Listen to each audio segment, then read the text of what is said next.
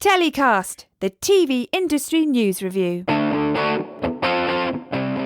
Welcome to our third and final MIPCOM special show, and I'm delighted to be joined today by Jake Kanter, international editor at Deadline Hollywood. Welcome, Jake. Your first time on the show. Hello, thanks for having me. It's good to be here. Well, it's great to have you on the show. And how are you finding MIPCOM? This is our last MIPCOM special show. It's obviously been very different. We've covered that off. It's been a different market. How have you seen it? It's been a very strange 3 days. I'm obviously in more normal times, we'd be perhaps sitting in a bar somewhere and ruminating on the market and the gossip that we've picked up and the people that we've met and the shows that we've seen generating a bit of buzz. There's kind of been none of that. I mean, the biggest buzz we've had is the kind of glow of our screens, unfortunately. That's the only heat that has been really generated in the market. It's almost been a bit unsettling how quiet it is, really. It's usually chocker with announcements. My inbox is always bursting with press releases around this time of year, but it's been quieter. There have been clearly fewer deals. The stature of those deals has not been as high profile. I think it's just sort of it speaks to the two things. I mean, clearly the pandemic has had an impact on when studios are announcing shows and deals. Many studios are hosting their own showcases for buyers. So we've seen the likes of ITV Studios, Sony, BBC Studios have also done their own thing. They're going direct to market and talking to their clients in a much more regular way. They're reaching out on a more consistent basis, and it's not focused around 2 times a year. These conversations are going on all the time. And the second thing I would say is it sort of speaks to the fragmenting of MIPCOM. I think MIPCOM is really important because it brings the industry together. There's no substitute for that physical interaction. But what we're seeing less of at MIPCOM is the deal making that perhaps used to happen. It's not the place where people go to strike lots of agreements, both for finished tape and for shows that they're selling off paper. It's much more of a sort of networking opportunity, a chance to refresh relationships and to catch up with people that you're friends with in the industry. Yeah, and it's somewhat of a launch pad as well, isn't it, for these deals sometimes as well. As you say, these conversations are going on throughout the year, and MIPCOM is that launch pad, and we've been seeing over recent years bigger and bigger talent coming to MIPCOM to launch their new big drama series, for example, or unscripted projects. So we're just seeing it evolve, aren't we?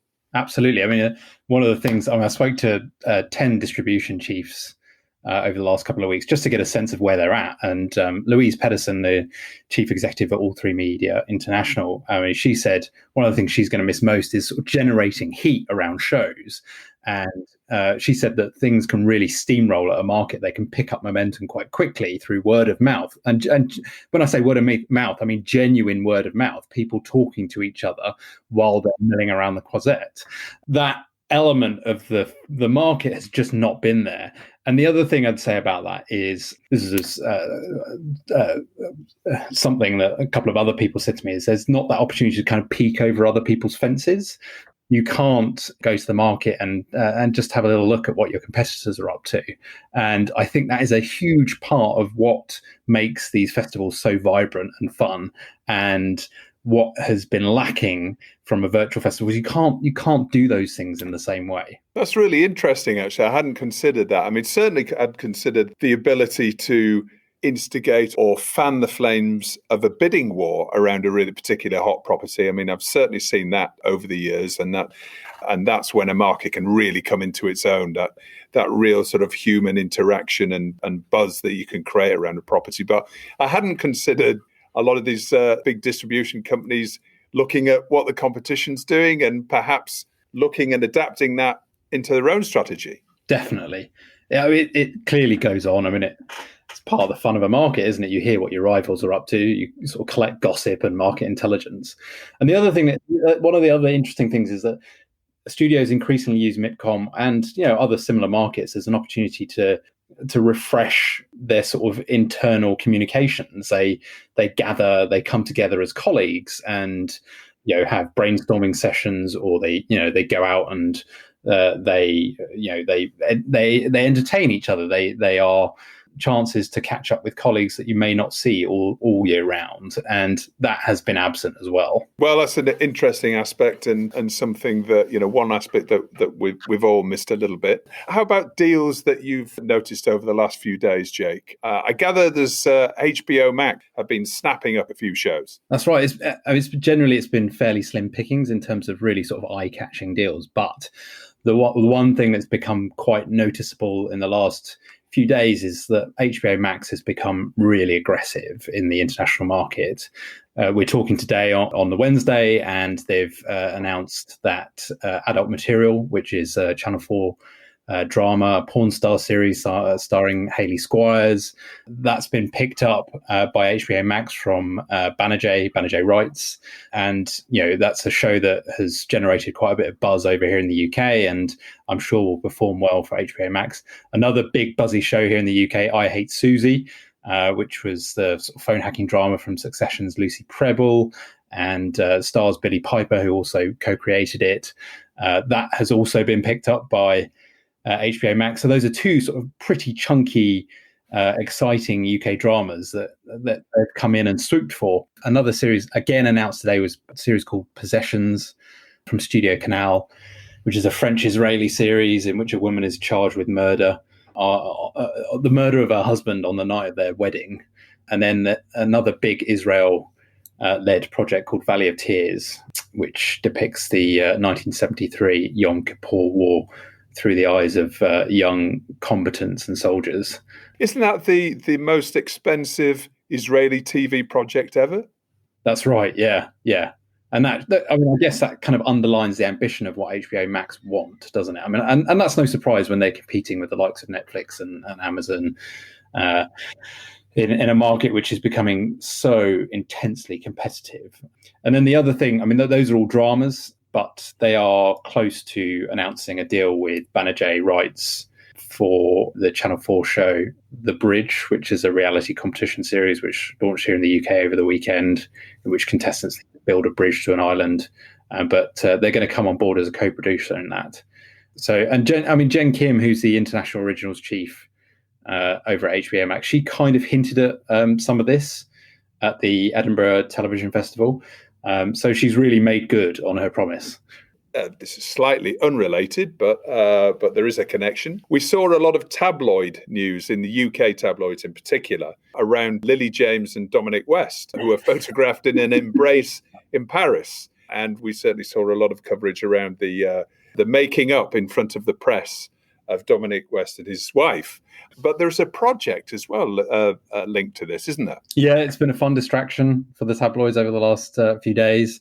But behind it all sits a show called The Pursuit of Love, which is made by Open Book and Moonage Pictures. It's one of the sort of buzzier shows of the Cannes market this year. It's an adaptation of Nancy Mitford's classic novel, and is being made for the BBC and Amazon. From the sounds of it, it sounds really fun. I've seen a little bit. They showed a little bit during a BBC Studios session on the MIPCOM Online Plus platform. Emily Mortimer, who is adapting the novel and directing the show, talked about how it's going to be inspired by Sofia Coppola's films, particularly Marie Antoinette, which is clearly broke some rules of sort of traditional period dramas. Things like Marie Antoinette running down a hallway in her Converse doesn't. There's definitely some rule breaking, some subverting of the genre going on, and I think we'll probably see some of that in The Pursuit of Love as well. But yeah, during this session, it was interesting to see that Lily James was looking on longingly and gazing at Dominic West. It's something I actually noticed before the stories about their tryst came out in the press. It was quite noticeable, funnily enough. But in the drama, he plays her dad, so that's an unusual twist. It certainly is. That's a very buzzy show in many ways. I've also seen that you've highlighted a new film about a water shortage crisis being shot by Fremantle. Yeah, I mean, so it was shot. So Fremantle are distributing around the world, and it was actually made by Keo Films and a company called OOS Pictures. But it's an unusual one. It's been filmed over a period of 3 years. There's a guy called David Wallerstein who has personally financed the shoot. And he is one of the earliest executives at the Chinese tech giant Tencent. He's got a very grand job title. He's called Chief Exploration Officer. Quite what that means, I'm not sure, but it sounds great on paper. It's kind of his brainchild. He was tired. I mean, he sort of developed a real fascination with the Earth's water shortage crisis and wanted to unbury dry information from white papers in a quite chastening and dramatic film, and that's what they hope to do with Day Zero. And they've got a really good director involved, a guy called Kevin Sim, who has won Emmys in the past, and was clearly, when I spoke to him, was really passionate about the project. And they've got Chiwetel Ejiofor involved as well to do the narration. That one sounds, the timing for that as well, when we're all thinking about sustainability, is also an interesting one. So look forward to seeing how that one develops. And you've also got the scoops on a couple of big brand stories in TV this week. Yeah, so away from the market, I mean, I think some of the biggest stories actually have been away from MIPCOM, which is unfortunate for MIPCOM, but sometimes the way it goes, isn't it? And I mean, it's clear that coronavirus is having a big impact on production. I mean, we know that. Obviously, we've gone through a period where production has been shut down for many months. And now we're in a period where a lot of shows are back up and running, but are having to deal with the consequences of even just small numbers of crew and cast testing positive for the disease. And the inevitability of that is that they have to pause and apply the brakes for a period of time. And this has impacted Britain's Got Talent this week. So Deadline broke the story yesterday about the fact that the Christmas special had to be shut down on the eve of filming commencing after 3 crew members tested positive for coronavirus. And sources tell me that it's now very unlikely that show is going to be made. And it probably won't be until next year. If they do decide to remount it, they'll do it again next year, perhaps. And we've seen it again today on a show with Little Mix, which Little Mix are making for BBC One. It's called Little Mix: The Search. And again, there has been a small number of positive tests, and they are postponing this Saturday's episode and not returning until the weekend after. And it just gives you a sense of the balls that producers are having to juggle. I mean, it's a very complicated jigsaw that they're having to work, and just a handful of cases can completely derail a production. And then the other big story that we've been covering is the fact that Keira Knightley had to pull out of a very glossy, ambitious Apple period drama called The Essex Serpent. And I mean, she had literally been announced in the lead role only a few weeks ago, but has decided to pull out because she doesn't think that she can manage her childcare because of the second wave of coronavirus in the UK. She gave the producers notice. They had to halt pre-production.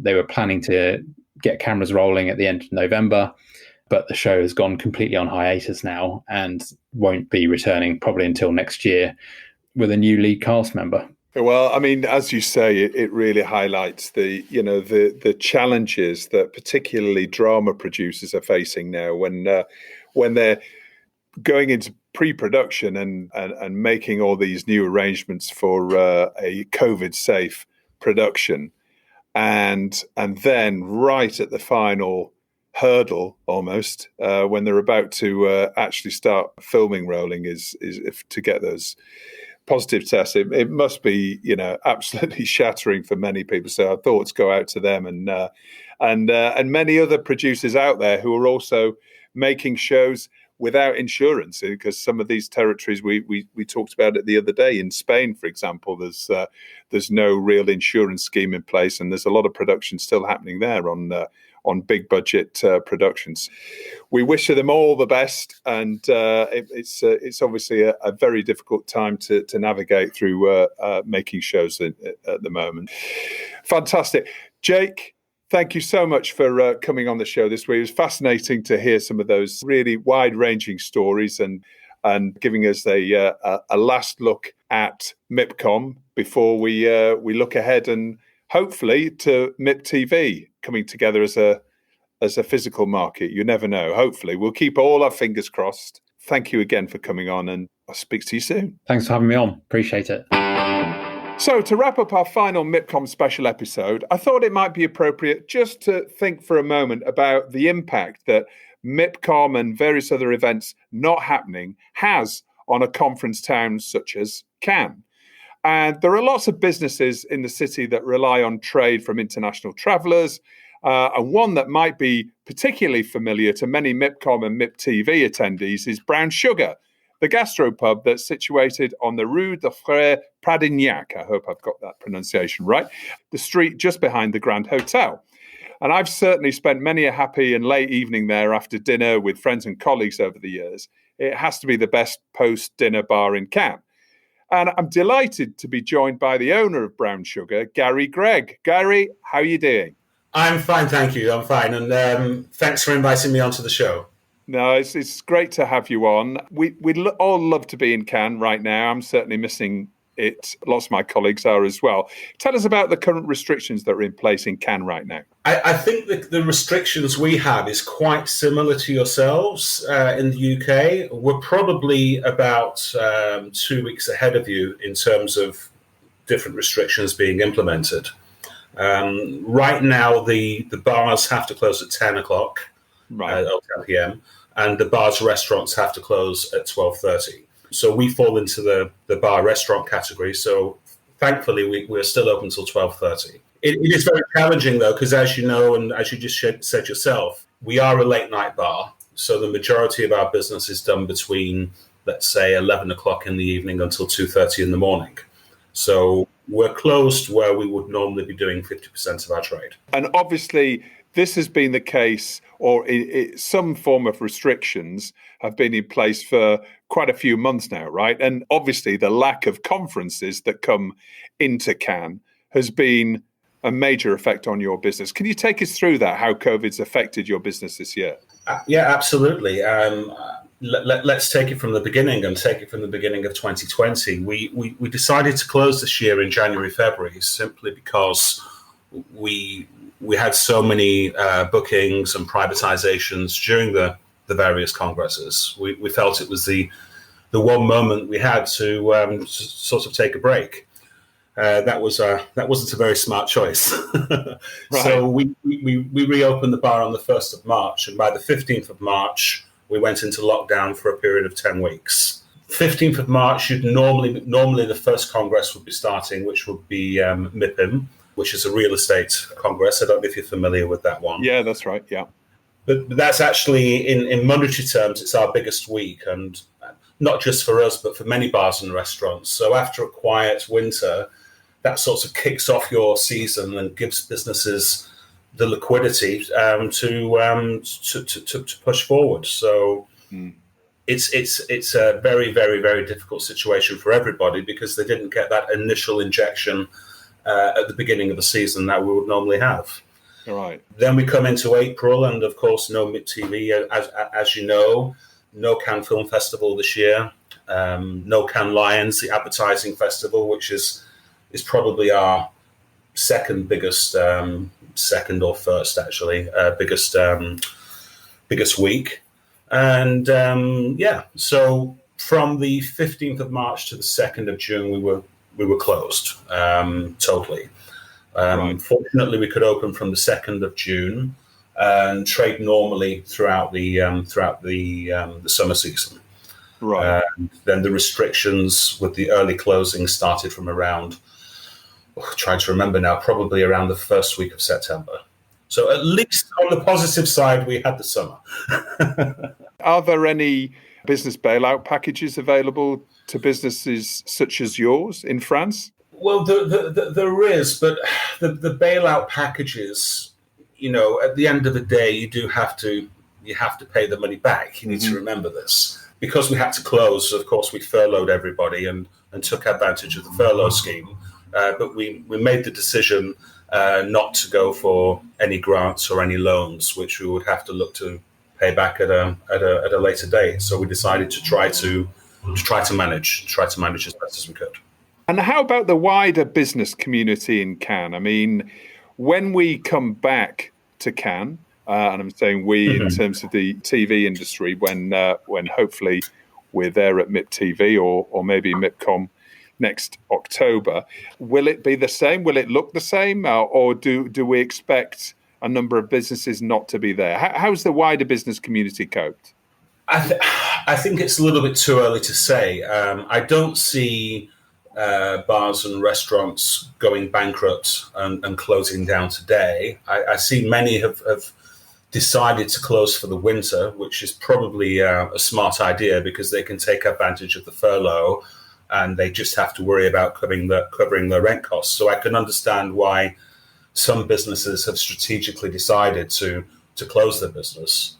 But, you have a town with, according to TripAdvisor, 700 restaurants, and we have a population of 70,000. Something's got to give. Something is going to happen. Something is going to happen, most definitely. And presumably, there just isn't the off-season trade, there isn't the local trade to sustain all these businesses through the winter months or during the times when conferences can't come to Cannes. Absolutely. We don't have a circular economy. Cannes thrives from tourism, and it thrives from the international community which come to Cannes. So we can't self-support ourselves. Maybe we're a little bit fortunate at Brown Sugar that we have a relatively large expatriate community who live down here, especially people working on the super yachts and in the yachting industry. So we do have our locals, but this month, just to give you an idea, we're probably looking at about a 70% decrease in sales. Yeah. Fortunately, we actually increased our sales in the summer in June, July, August, so that compared to last year.